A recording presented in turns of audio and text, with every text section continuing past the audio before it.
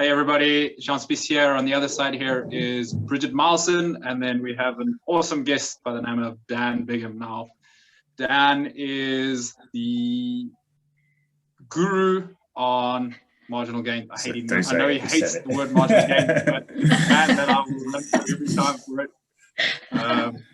But you don't like it. What are we supposed to call it? Small yet still significant improvements.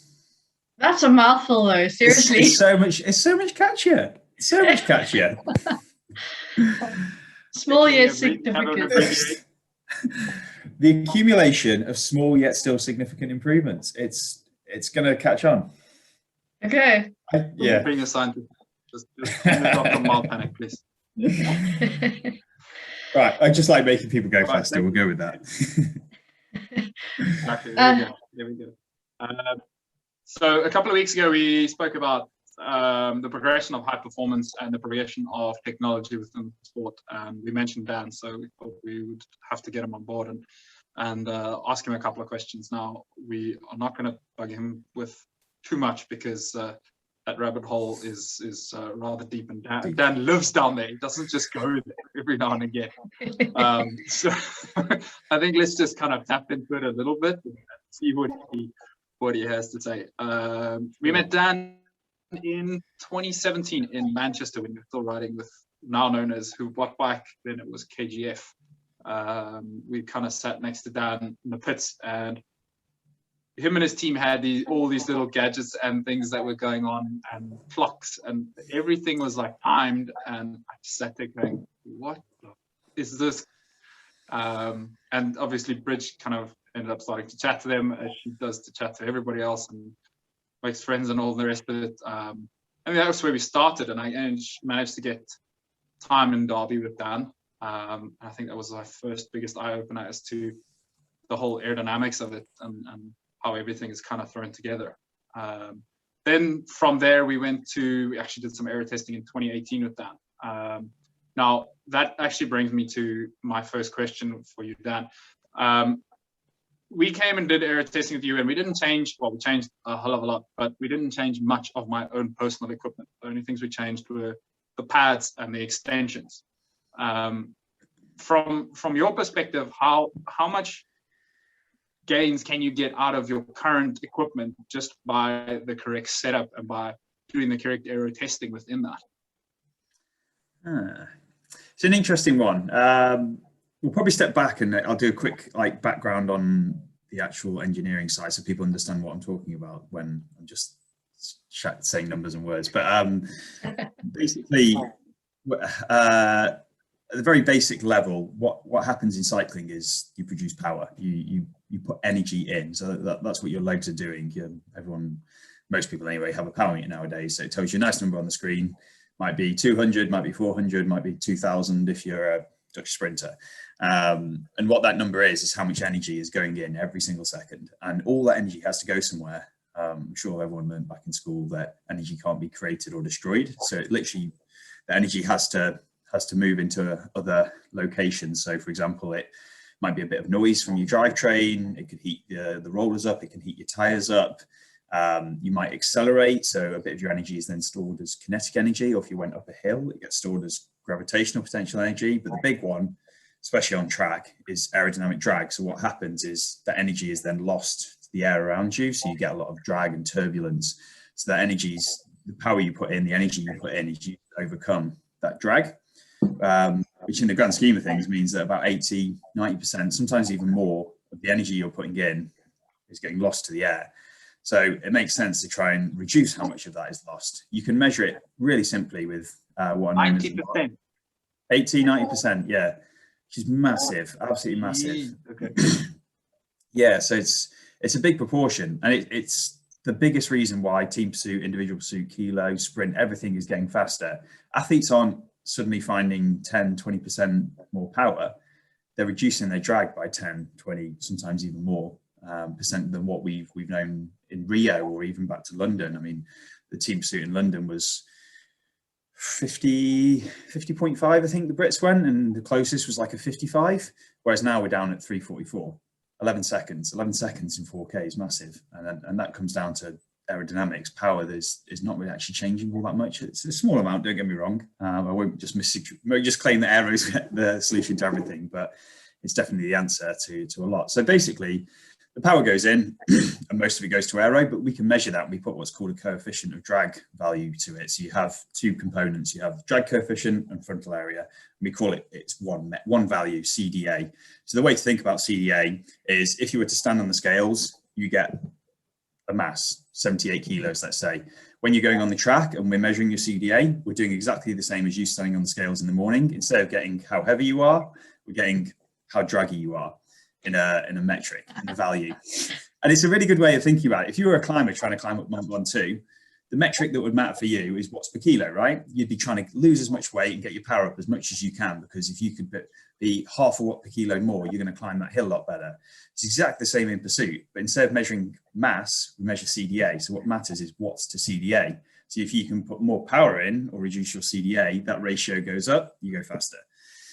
So that's pretty much, that's the best way of thinking about it. You either put more energy in or reduce the energy going out. So you either can go the same speed for less power or go faster for the same amount of power. So yeah, when it comes down to optimization, I think for most people, you can get a long way with what I would call standard equipment. And I mean, the best example I have of that is the Danish back at the Team Pursuit. I was only working for them for 3-4 months before that. And the optimization we did was just around standard equipment. They had standard extensions. They were running Mavic wheels, slightly older tires. We were on like the pista speed 1.0s, not the 2.0s. They were, I mean, the helmets, the Pop Tempers, I know everyone loves them, but they've been out for 10 years. The skin suits and overshoes that we were using weren't anything amazing. It was, relatively speaking, all off the shelf. It was just a lot of fine tuning and optimization. Just test of what works for every single rider, because your body shape's different to my body shape's different to Bridget's body shape. We're all very different. The flexibility we have, the biomechanics we have, our ability to sustain a head shrug, the shape of our bicep, the shape of our calf, it's all minutely different, but you can optimize around that. When you can measure down to literally about a watt or so of difference, then suddenly you can say, well, actually, with that helmet and that skin suit and this stack height and that extension and this saddle height, then that is the perfect thing for you. And then you'll get somebody else who you might look at them and say, you're the same weight, the same height, but suddenly your flexibility is different, your shoulder width's different, you can hold a significantly different position for much longer, or it affects your power output, and you can try and balance that what's the CDA equation completely differently for a completely different body shape.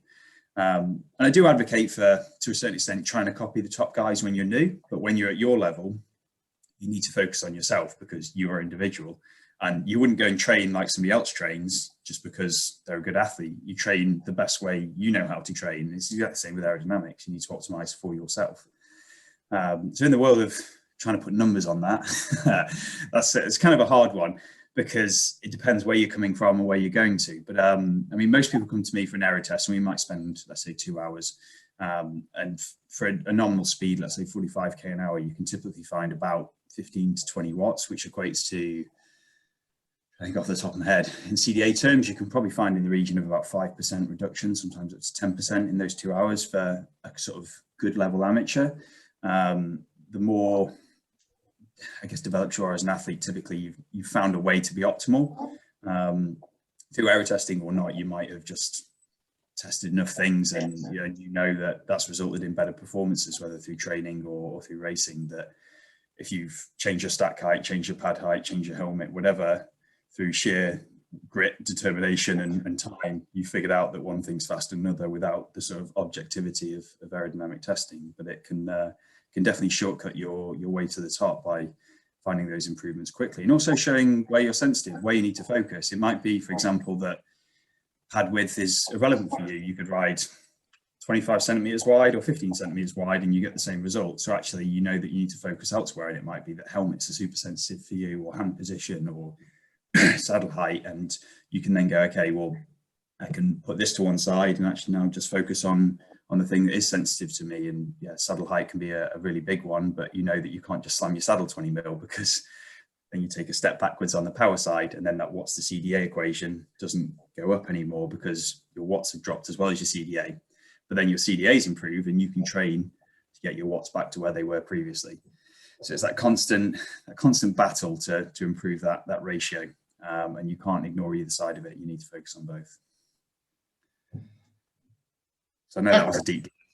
I thought I'd go for it. Yeah, I think that goes quite a lot in terms of what we wanted to. A couple of other questions we actually wanted to ask you. We've been sort of battling a little bit, not battling, but we've had some raised eyebrows when we talk about skin suits and how skin suits can have an effect on, now you're talking about it, your CDA markers. And we sort of tried to have this discussion a few times, and we've always sort of been met with the what are you talking about? And we adopted that from you, because if I remember, sorry, John, what did you say? So it's just a piece of material. It's not going to make any difference. But we adopted that from your statement, your comment, when we actually did aero testing with you. And I don't even know if you'd remember the comment, but we both remember it. And it was, you said to Jean, well, next time you come to aerodynamic testing, please bring your proper skin suit. And that was his racing skin suit at the time.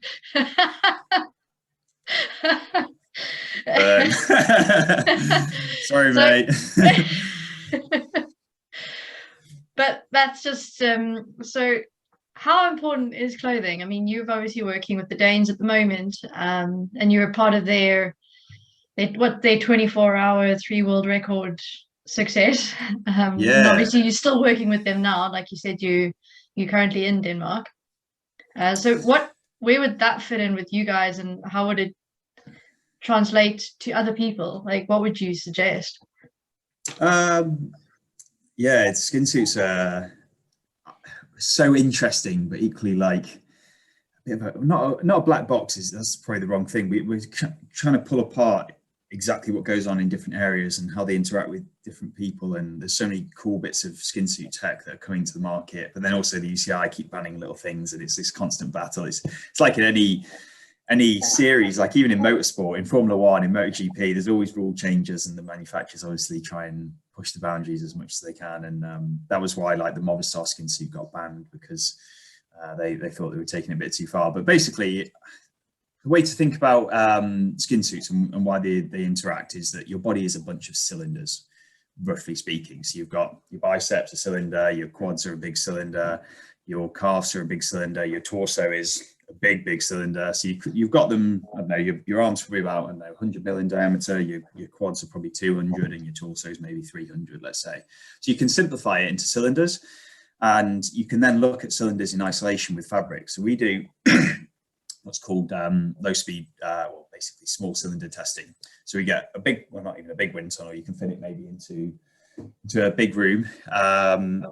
Big room being like, I don't know, like your lounge or something like that. You might be able to fit this tunnel in, and we have a cylinder that's about 500 mil wide, so half a meter, and 100 mil in diameter, and we'll put different fabrics on, and we'll blow air over it from 10k an hour up to 80k an hour and back again. And what happens is people would think, well, why are you varying the speed? But all these different fabrics with different textures, everyone's seen them nowadays. You have ribs and dots and God knows all kind of shapes going on. So all these textures are affecting what's known as the boundary layer. So when you have air flowing over an object, there's this little thin layer of air just around the object that, trying to explain it simply, doesn't actually move. It just stays attached to the object. But you can change the state of that boundary layer from what's known as laminar, where it's still, to turbulence. This is where the air's flowing all sort of very energetically, but when it turns to turbulent, basically the air can stay attached a little bit longer around that cylinder. So you basically keep the air attached and you get less drag behind the object.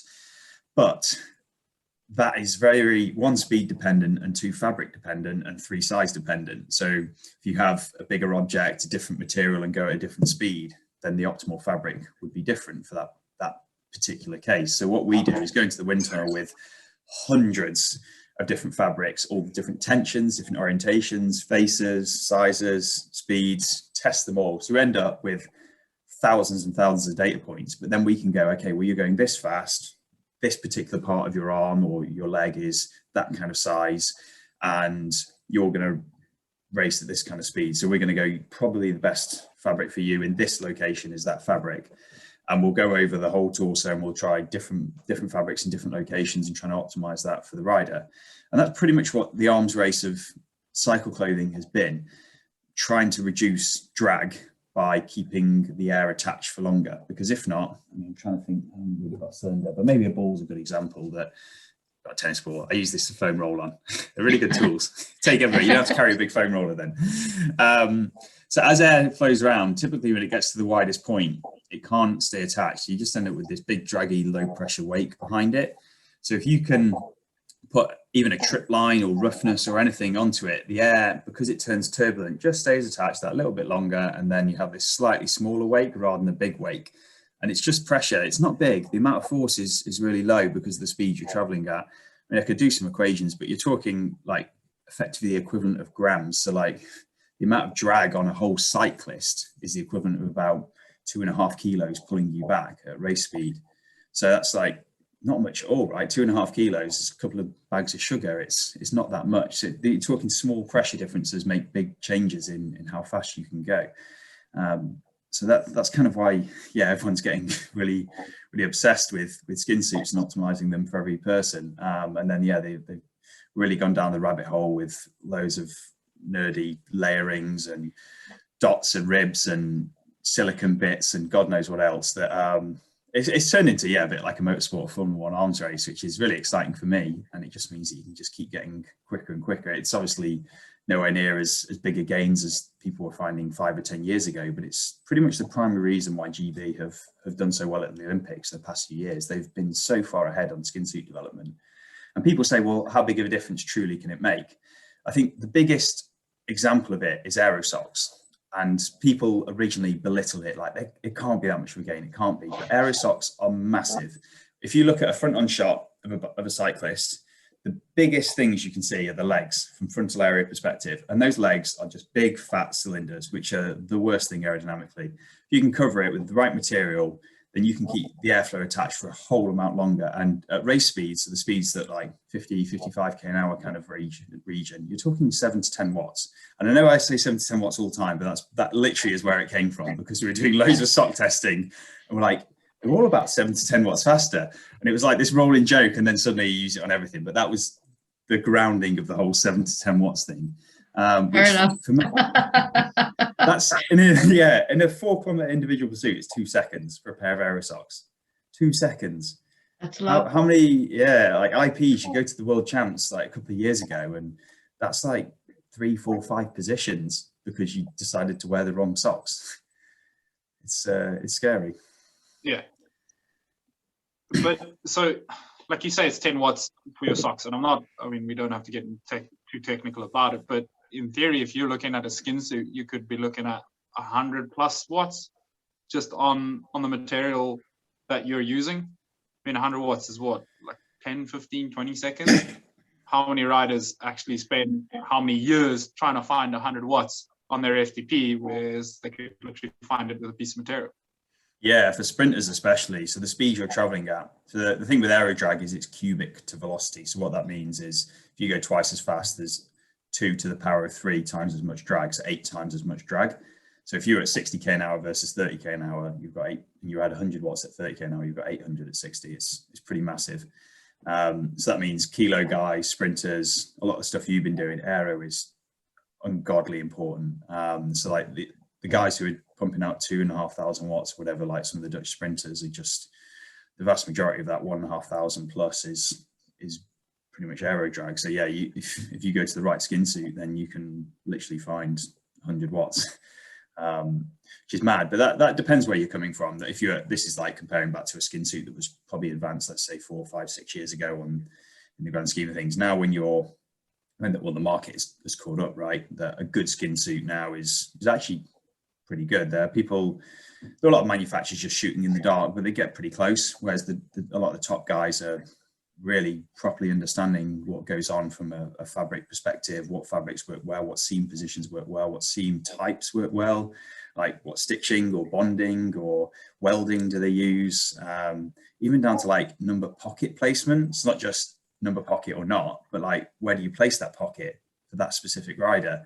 like how does that influence the aerodynamics, and even like the material of that number pocket. It's getting to those like small details now, but when we go to Tokyo, I can bet that's going to make the difference, especially in the sprints where qualifying now, you've got the top 20 within what, like 2 or 3 tenths in the flying 200.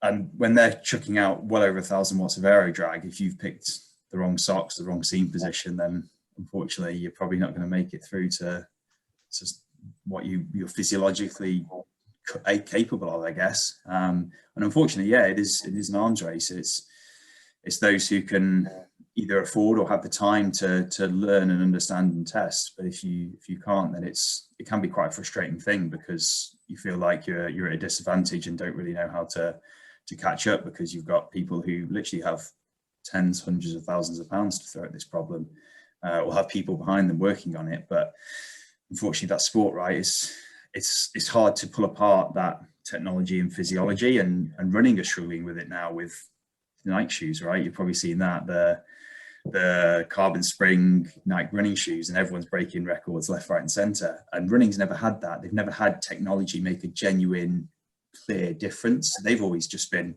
shoes are the same, tracks are the same, best athlete wins. And now suddenly they're having to deal with this. Well, he's got the Nikes and he's got Adidas and he's got this. Whereas we've had that for what? Basically, as long as we've been in cycling, right? Well, that's not fair. He's got carbon wheels. He's got these handlebars. He's got that helmet. So we've always struggled with it and done the best we can. And that's why this whole like aero testing and understanding of aero has come to the fore over the past few years with power meters. But in the world of running, they're at that beginning, that first step into the world of technology, and they're struggling. I'd always like to think that we're actually shaping that from a sporting perspective. Just kind of, even if you look at the fabrics or you look at the carbon, it's like, well, if the cyclists are spending millions and millions of pounds on development of equipment, why are other sports not? I think they're slowly catching up with that. In that sense, like you say, with the running shoes. So it's quite cool to see that happening. My claim, and I know a lot of people disagree with it, is that the road is actually as part of the other sports, whereas the track is so far ahead that the road is trying to catch up. I remember true. Like Ghana having the 60 tooth on his bike at the Giro, and this media going wild, and I'm going, but that makes no sense. Like, we've had it on our bikes for so long. What is the point? Yeah, road and World Tour, to be honest, like since I've experienced it, are so far behind the track, and roadies hate to admit it. They won't admit it. They're like, no, road's so advanced. Look at us, we've got these great bikes. It's like, no, you're getting marketed to. Track is genuine performance, because people who are racing track don't care about selling bikes, right? Hope aren't hoping to sell 1 million of their bikes, right? They're chucking hundreds of thousands of pounds buy that bike in the first place. Yeah, who can afford it? It's outrageous, but it's because genuine performance matters, and because of that, you have to understand the maths and physics. And that's why one of the things, running bigger chain rings, drivetrain efficiency, right? It's a no-brainer. Everyone on the track knows that now. It's kind of not even discussed anymore, because people appreciate the benefit of those larger chain rings. It's nothing to do with gear ratios. Like, yes, you are running bigger gear ratios than you ran before, but also the efficiency side comes into it.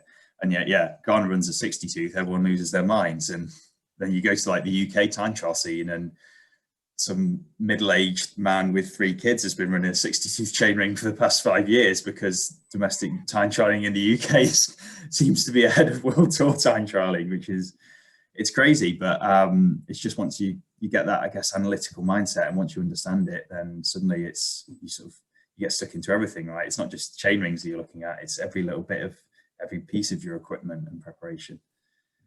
Yeah, no, for sure. So, as you mentioned earlier, you've been working with the World Tour. I know you've been working with Jumbo Visma. Has there been quite a bit of like, what's the right word? Resistance against the development or the transformation from the old systems to the new aerodynamics, to the new like movement within the sport? So Jumbo was actually my second one with the ladies team that you work with. Yeah, with Canyon. So Canyon Schramm was the team that I worked with first. That was back in 2018. I started working with them, and to be honest, they were really open and progressive. They were, guess the team that inspired me. And I'd heard obviously things within the World Tour of how they run and whatever. And when I got involved with Canyon SRAM, it was like, it's not what I expected. It's actually really good. And I had a lot of autonomy given to me for somebody they barely knew. And the ability to liaise with sponsors and partners all towards the big goal for that year was the team time trial at Innsbruck Worlds in Austria. And they pretty much said, how do you want to prepare? What testing do you have to do? What equipment development do you have to do? What preparation and training? And yeah, basically free reign. And they went all in, and they were underdogs. They'd previously, I think they'd been like first, second, third, fifth or something like that the previous years. And that was going to be the final year that they ran the team time trial as a trade team thing before it went to the mixed team time trial relay the following year. And they were like, we're going out on a high, we're going to win. And there was Wiggle High Five. There was, who are the other two teams now? It's really bad that I've forgotten them. How things move on. But either way, we were not favourites. We were about 17-1, 18-1. So I put a tenner on. I was well happy. And got some good odds. But yeah, they flew. They were fastest at every time check bar the first one, which was 2K in, and there was like a 2K hill out the gate. And I was like, you do not go out hard here. You keep a lid on it. And they did, give them their due. They barely put a pedal stroke wrong that race. And it was just such a rewarding thing to be involved with, to see them literally ride away into the gold medal and to win the world champs. And yeah, I got to stand on the podium, and everyone's like, why is Dan on the women's team time trial podium? But it was probably one of my best experiences as like a practitioner, if you want, somebody on the other side of the sport, not trying to run and ride my bike. And they then put me in contact with Jumbo, so they have good connections between them. So Ronnie Lauker, who runs Canyon SRAM, is very good friends with a few guys who run Jumbo, and that was back in 2019, and just mostly guidance, advice, a bit of things around sort of pacing strategies, equipment optimization. They just mostly, it's like occasional WhatsApps and calls of, Dan, can we have an hour catch up on this, and this? And they're open, and they're asking for advice and guidance and opinions rather than me forcing ideas. Originally, it was kind of a bit of, this is how we do everything. What are your thoughts? Which was quite cool to do in the first instance, to go to their service course, see everything firsthand, meet everybody, and throw some ideas at them. But they've been open. I think that's probably the primary reason why they've been so successful of late. That, of course, they have pretty outrageous athletes. Let's be honest, like Tom Dumoulin, Roglic, etc. They're great athletes, but they do everything else very well. They're not perfect. No team is, but I think most of World Tour, at least in the past few years, have pretty much neutralized their own deficits. So someone with like a terrible skin suit competes against somebody with like a terrible wheel and tire sponsor, competes against somebody with like no aero testing. Like they all have these, like, I would say, glaring holes in performance. Yeah, but they all just about balance out. That means most of them perform pretty well. But you could cherry pick the best bits of all the World Tour teams, put them together, and they'd be head and shoulders above. And I think Jumbo have been a step forward in that they've been willing to push sponsors harder than they have before, because I think most teams have struggled with that. When a sponsor throws hundreds of thousands of pounds, if not millions of pounds at you, then I don't know, maybe they feel hard pressed to try and step on those toes to either get something faster or to work together and develop something. So I think Jumbo have led on that, and Canyon were absolutely awesome at it, and they still are. And I think that's why they're both really good against the clock. Obviously, in road racing, things become a bit more of a dice roll. There's a lot more strategy involved, but yeah, on the equipment front, they're definitely leading the way. So I think, from my perspective anyway, they've been great. But I do also hear stories. I obviously have friends in other teams with, actually I won't name names because people get in trouble, but yeah, you hear, yeah, I can't, I'll get murdered. I'll be like, do you mind just cropping out that entire 5 minutes where I dropped everyone in? But you hear, not even stories, you hear it direct from the riders of, I'm not allowed to do this, I can't do that. They're making us ride this bike, this piece of kit, even though they know it's slower, and they're batting their heads against the wall to try and perform within these limitations that are placed around them, either with good reason through partnerships, or sometimes just terrible management or terrible understanding of the physics and the problems of time trialing. And they'll do stupid things, like teams where they'd have like a really old school mechanic who'd be like, no, the fastest chain lube is no chain lube. So they'd rock up and all the chains are stripped completely of all chain loop, which is terrible for chains. Like the losses are ridiculous. And the rider, whose name won't be named, was literally sneaking his own chain loop to the time trials, was having to lube his own chain before the start and then throw the bottle away. And you're like, what World Tour team does that? Why is that a thing? But and that's just like one example of in this day and age, that something like that, which is so simple to go online and find actual independent chain test data, like friction facts or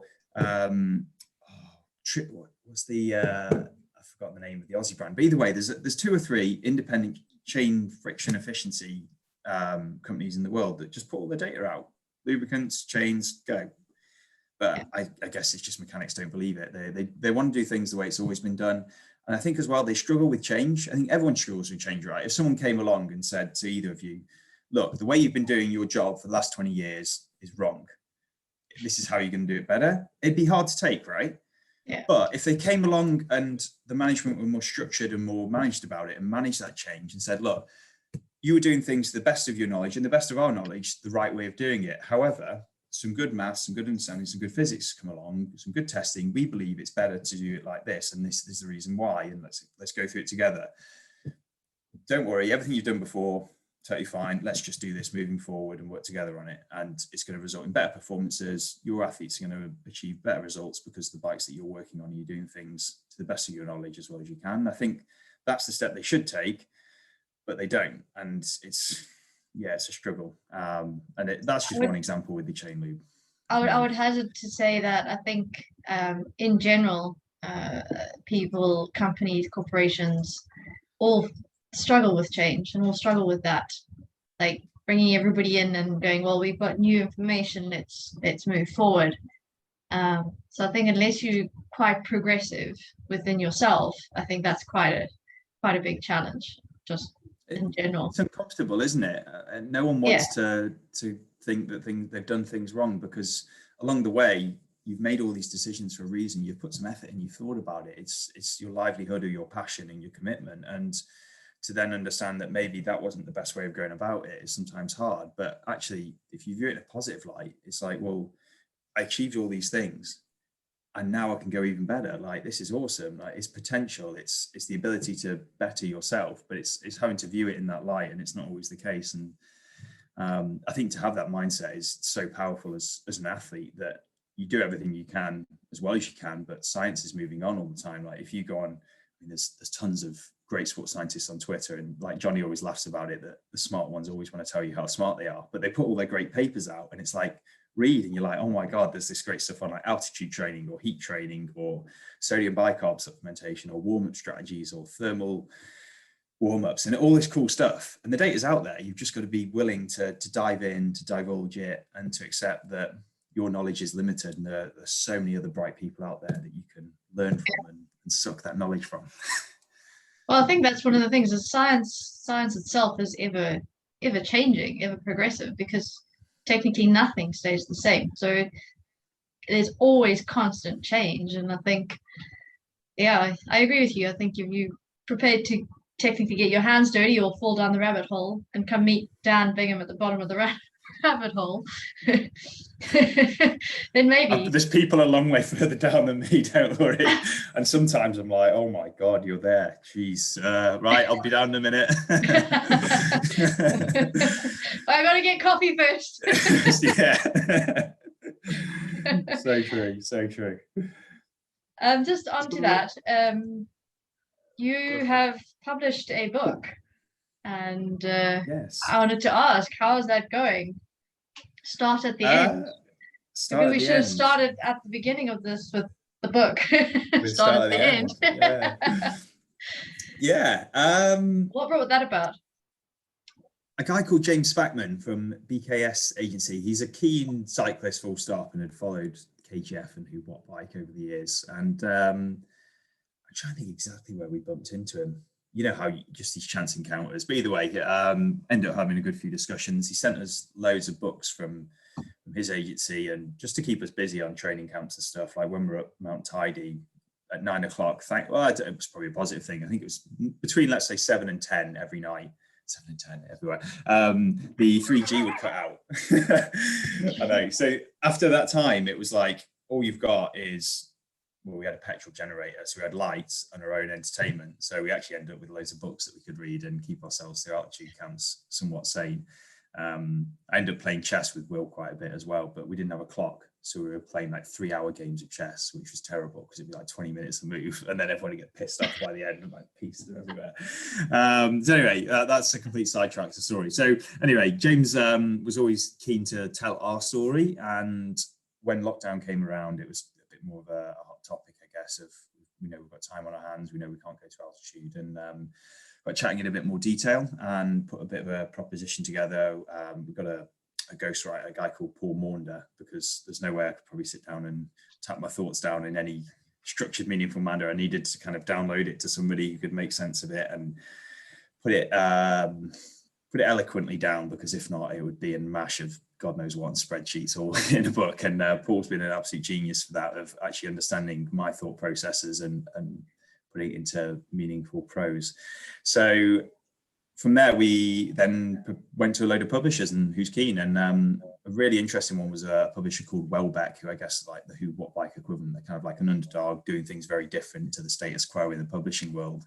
And they only take like a handful of books on every year, but they fully wholeheartedly commit to them. You get a lot of attention throughout the actual writing process, but then afterwards on the publicity side. And that was one thing that I didn't quite appreciate, how much publicity goes into a book. And lockdown was great. It got written. I was really happy. It was quite a thoughtful time, really, to think back on everything we'd done for the past few years, because no one ever stops, right? Everyone's always go, go, go. What's the next goal, next thing? And you never take stock of what you've done before, how you got there, what was good, what was bad, what you could do different. It was quite a nice moment to just think things through, and yeah, think towards the future. And it was helpful for me anyway, just to put that pen to paper, albeit verbally through interviews with Paul. But yeah, so after that, then it's been really hectic. So lockdowns started to ease and things are getting busy towards Tokyo. And yeah, all the publicity stuff's kicking off because the book's released in, what we know, 2.5 weeks time. So I'm doing a lot of little podcasts and interviews and pieces with papers and magazines, and yeah, just talking about not just the story. Actually, that was one thing. We wanted to talk more about the theory and our approach, because a lot of people know the story, right? You guys have obviously been a part of it throughout, but also we have like the documentary that James Paul did, and I mean, you guys have met James Paul, and I'm sure you've seen the documentary as well. So that was kind of telling some of the story. We wanted to explain the engineer, or I wanted to explain the engineering behind it, why we did things in a certain way, why we built that team culture, the highs, the lows, who came along on the journey, everything that we learned, and how that can help other people. So hopefully it's a productive read for anybody who gets their hands on it, and you find it a useful asset just in your own projects. The whole idea being to try and guide people down a similar sort of reverse engineering path to pick your end goal and pull it apart, and then build it back up and put a plan in place and execute that plan. So yeah, out in a couple of weeks. Fingers crossed it's well received. I'm sure it will be. Yeah, and That's pretty cool. Pretty much, I think that's why we started the video blogging as well, is to remember sort of the steps in the process that we've been through, and the people we've met, and the people that have walked with us on part of our journey. You know, we've been through quite a lot, and you guys started similar to us, where you had to pay your own way and do everything yourself with KGF and raise funds, and you know, so definitely, I think both John and I said we'll read it, but you got to promise to sign it next time we see you.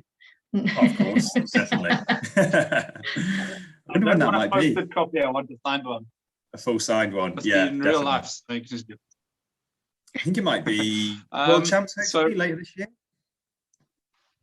Sorry? Will you guys be there? Will you be at the we'll World probably Champs? see you at the Olympics before we see you in the World Champs. I won't be there. You're coming to the games for the days, aren't you? No. I'm based in Copenhagen for the games. My job is mostly done by that point. Not that I couldn't be helpful there, but there are better people to be soigneurs and all the sort of analytics on the ground. So I can do everything from base. So I'll be on Tokyo time, probably in this apartment.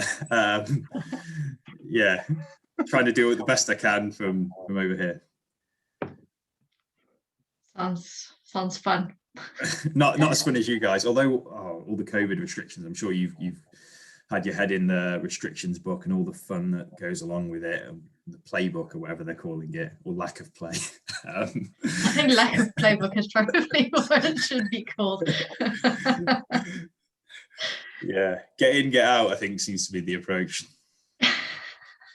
Yeah. It is. So Dan, we know that you've been obviously aiming at that hour record. How's the preparation for that going? Are you planning on going to altitude to break that world record, or what is happening with that? God, loads of interesting things there. So in the first instance, no, not to altitude. I wanted to do it at sea level because, well, firstly, everyone goes altitude's cheating, it doesn't count, which I understand. Your own words. You'll be so back. Yes, I've said that many times, but I wanted to see what I could do at sea level. I wanted to, so the big one for me is Wiggins' hour record, which is the British record. It's not Campanot's TISO UCI official world jobby, because, well, I don't think, I can probably get close, and maybe on like the most outrageous day in history, I could probably beat Campanot's at sea level, but I don't have the money to go into biological passport and put all the TISO. It's 20 or 30k that I don't have, right? Whereas to do the British hour record is, relatively speaking, quite easy. I need a tracker, timekeeper, and anti-doping. It's £2,000 or £3,000, so 10% of the cost. So I could do 10 of them and still be in the same spot. So anyway, I want to beat Wiggins at sea level and be the British hour record holder. That, to me, I'd be content and happy with. My partner Josh, she's going for the TISO World Hour. She's all in. She's on the biological passport and Adams and whereabouts and all the other fun. She's managed to get some good backing from her team, which is fantastic. But we both did a practice run back in February. I mean, we've done a lot of practice runs of varying durations, 30 minutes, 45 minutes, even hours. And the plan in February was a full hit out, tapered down, full equipment, but also a lot of sensors. So not just usual power meter, it was power, heart rate, speed, wheel speed, all the aero data, biomech data, muscle EMG data, core body temp data, helmet position data, all the timing stuff, all the atmospherics, blood lactates, anything we could think of to track, we tracked. Just to try and understand what goes on in an hour, because a lot of it went over my head as well, mate, don't worry.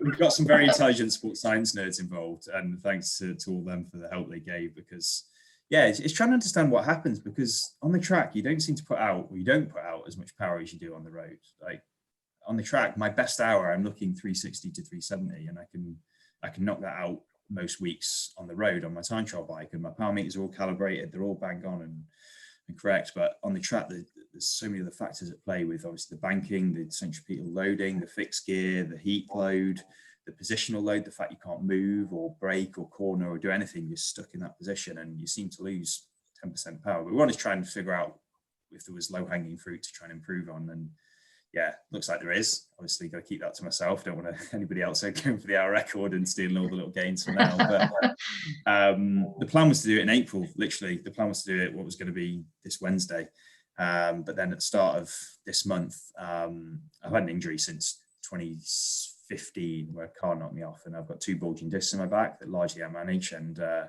just had a bad day, picked my bike up out of the car and they went out again, and I was horizontal for the rest of the week off the bike, just trying to not be in absolute agony, and having a week off, a few weeks out from an hour record attempt where you need to be at the best you've ever been is not ideal. So that's kind of put paid to those plans for now, but I'll probably attempt it I'm pretty sure I'll attempt it at the same time my partner Joss does at the end of the year, probably September, October time. She's already ridden further than the current record in training, so that's a positive for her. I've ridden to the current record for 45 minutes in training, but that last 15 is hard. It's a different long way. 45-minute mark, apparently. For me, yeah, it's at least it has been so far. So if I can drag it out, then yeah, I mean, it's close. It's. I mean, if I was to pace an hour right now, I'm probably only a matter of a few hundred meters off it, which is like you're talking like 2, 3, 4 watts. So the right day, it's doable. I need to be everything, all the stars aligned of the atmospherics, the right track, training preparation, mental side is so critical. And then, yeah, I can probably just about do it because I'm not Bradley Wiggins. I'll be the first to put my hands up and say that I can't ride at 440 watts for an hour. It's not me. I'm doing it because I'm being smart about it and being efficient and trying to eke out every little improvement I can because, yeah, trying to ride at 54.5k an hour for 360 watts is not easy. Like my CDA, I need to be down in the 0.15s, which is pretty damn low. There's only one other guy I've measured with a lower CDA than me, and he's probably able to beat the hour record. He's a Dane that I work with, but yeah, not an easy challenge. But nothing's easy, right? You want to go for those ambitious goals and see what you can achieve. And even if I come up short, I'll be content that I've done something pretty cool. Well done. That's very cool. I think I tried to convince Sean he should try and do an hour record, and he said no. And that was before he even became a sprinter. That was even when he was still an endurance rider. He was like, no. The hardest part about it is no matter how hard you ride, it's not over any quicker. That's why I don't like these timed events. It's like go and do an 8 minute. 8 minutes. Still, like it's the same period, yeah. 8 minutes is 8 minutes, and the clock slows down at the back end. Like the first half an hour is so relaxed. You're like, do this for days. I got this. And then like between half an hour and 40 minutes, you're like, oh. And then 40 minutes, you're like, oh, good Lord. Done. So I've been doing a lot of negative splits. So I've been riding at well below target power and then getting to like the last 10 or 15 and just going, boom, what have I got? And that's been quite inspiring to like confidence inspiring to know that you can pace it that way and not have to worry about being on the record, that you can be under it, not stressed, knowing that you're not building up as much thermal load and all that kind of stuff. You can just go to the front, get to the back end and go, right, now let's see what the legs say and just drive it to the line and hopefully you've got it. Yeah. We'll find out anyway in a few months. Well, good luck with that. I think we're going to round it off there unless John's got one more question, please. One more question. We knew Tell this me would the happen. silver bullet of aero. Yeah, the silver bullet is work harder. We know this. But the question is, we're looking at the Danish going 3:45, and obviously Tokyo, they're going to go a hell of a lot faster. You're looking at a 200-meter world record of 9:1. What is the limit? At what point are we going to go, okay, we need to redesign these tracks to actually go faster? What is the limit? It's an interesting question. I would say there's not particularly a limit, but there's in engineering terms, you'd call it an asymptote, a point at which things start to like tail off and it's harder to go faster. But it depends a lot on the UCI and the regulations, if I'm all completely honest. I think tracks, at least at your kind of speeds, yeah, you probably need to start looking at geometry a bit more because it's getting a bit scary at how fast you're going around those bankings and the loads you're looking at. I mean, things like, for example, I think the weight limit should go up on bikes, on bike design. I think that would open up a world of opportunities by having heavier minimum weights. It's not even a problem so much on track, but I think it could be a cool thing for the road. But considering everyone's been pushing for reduction in the weight limit, for me to start advocating for an increase, I'd probably be met with some resistance. But yeah, how fast can people go? I think the thing is we always get these outliers of humans, don't we? And if people's nets are getting cast further and wider and access to more knowledge, really, it's only going to keep accelerating. Like your Garners, your Evenepoels, your Jeffrey Hooglands, even like from the sprint level through to the full like 5-6 hours. These like properly outrageous specimens of people. I mean, like Van Vleuten's been dominant for years, and even she's what 35, 36, and still clearing up left, right, and center. And I think those kind of people, the more they get found and the more technology moves on, it's just going to keep pushing it lower and lower and lower. And I don't think there's a limit as such. I just think it's going to become harder to get so much faster, especially on track. The laws of physics, the Aerodrag being cubic, it's hard to go that little bit quicker.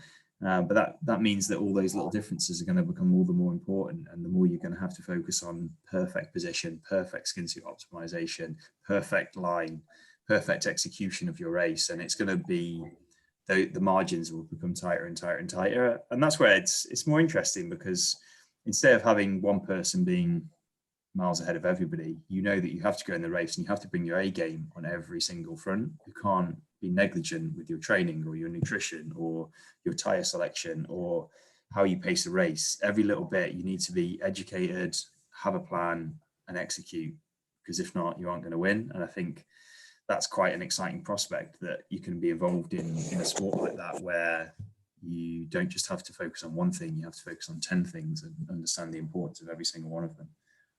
At least from my perspective anyway, I love that. I think I agree with you, actually. I guess we'll see though, won't we? 10 years time, we'll have this round 2. Yeah. Will be it. 3 minute 4K pursuits, yeah? 3 minutes team pursuit. Yeah. How fast? I genuinely don't know. Maybe in 11 years, could be 3:30 for a team pursuit. Sure. What's that in lap splits?